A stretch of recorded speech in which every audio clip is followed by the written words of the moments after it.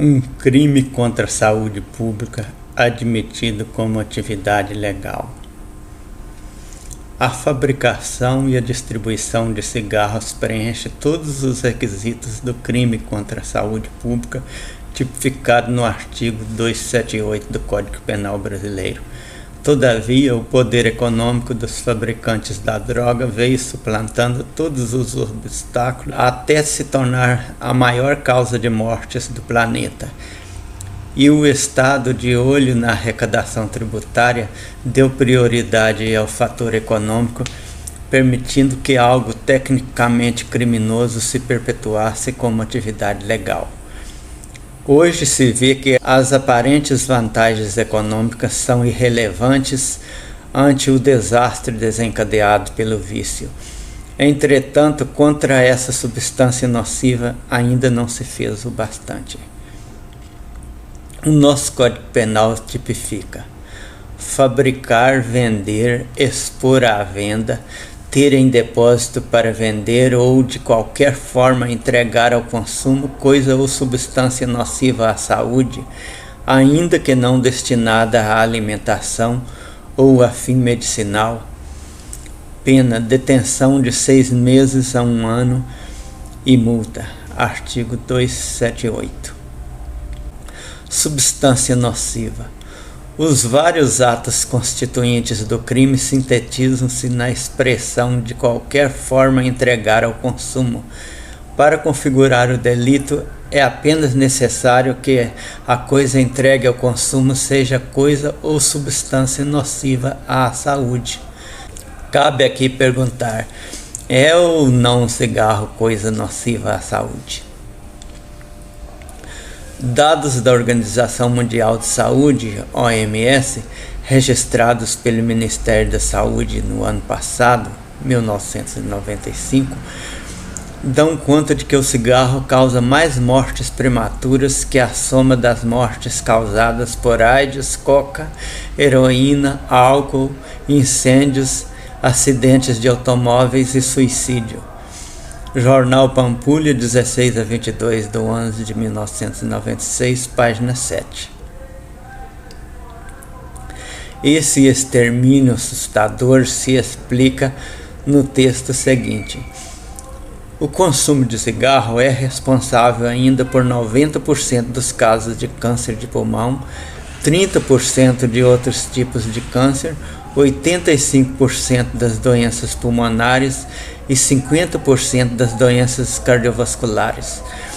Também aumenta em 40% a chance de contrair infecções respiratórias por bactérias e vírus e em 800% o risco de derrame cerebral. Além disso, duplica a velocidade do envelhecimento do organismo e predispõe à impotência sexual masculina.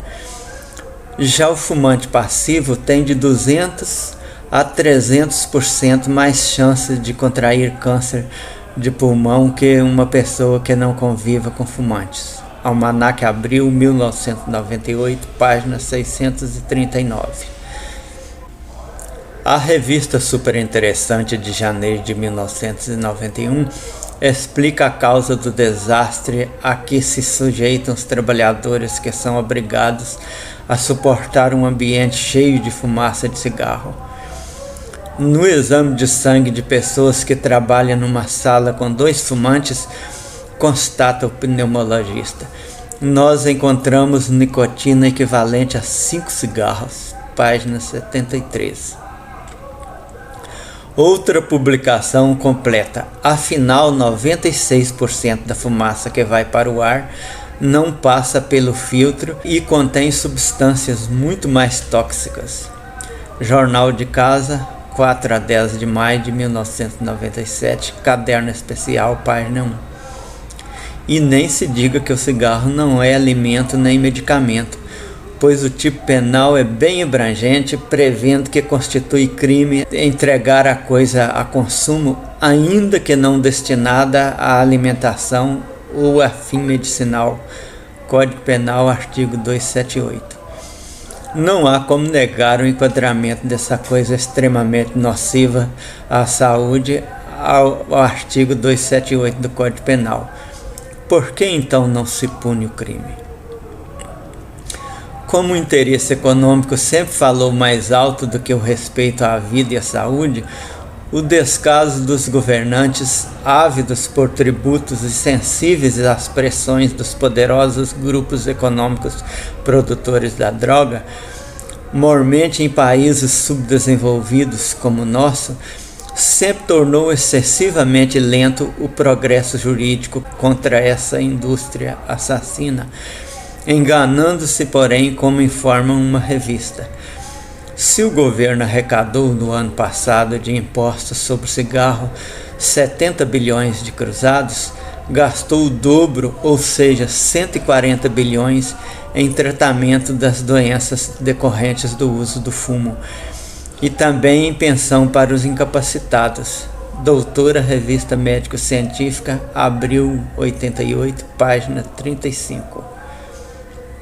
Poucos meses depois da informação do prejuízo supracitado, veio a Constituição brasileira prescrevendo: a saúde é direito de todos e dever do Estado, garantindo mediante políticas sociais e econômicas que visem a redução dos riscos de doenças e de outros agravos e ao acesso universal e igualitário às ações e serviços para sua promoção, proteção e recuperação. Artigo 196. Isso pediu urgência na proibição do cigarro nos ambientes de trabalho, visando a redução dos riscos de doença, o que veio anos depois com a Lei 9.294 de 96, que preenche também a previsão do artigo 220, restrição à propaganda. Reza a Lei 9.294 de 96. Artigo 2º. É proibido o uso de cigarros, cigarrilhas, charutos, cachimbos ou de qualquer outro produto fumígero derivado ou não do tabaco em recinto coletivo, privado ou público, salvo em área destinada exclusivamente a esse fim, devidamente isolada e com arejamento conveniente.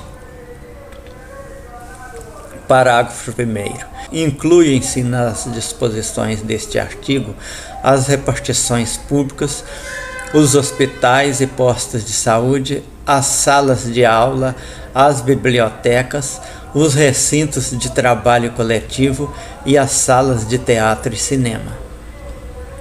No entanto, não obstante a proibição legal, é lamentável que, até dentro dos órgãos do Poder Judiciário e de faculdades de direito, onde se deveria dar o primeiro exemplo de respeito à lei, até o final do século víamos o desmoralizante comportamento oposto, as próprias autoridades violando essa norma de proteção à saúde pública. O crime contra a saúde pública, fabricação, distribuição, etc., contudo, permanece impune. Aproximadamente 1/5 da população mundial se constitui de viciados. Parece não ser número suficiente para justificar a impunidade de um crime. Entretanto, os 4/5 não têm defendido seu direito contra os poluidores do ar. Espécie legal existe. O país carece de ação em combate a esse crime que cometem contra todos nós.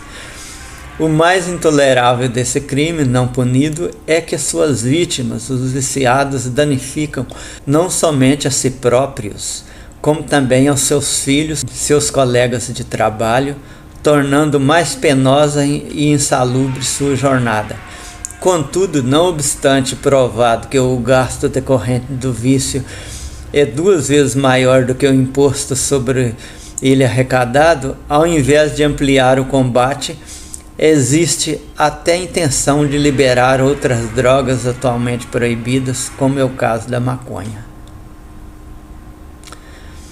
Fonte Livre-se do Cigarro, 1999, páginas 87 a 94.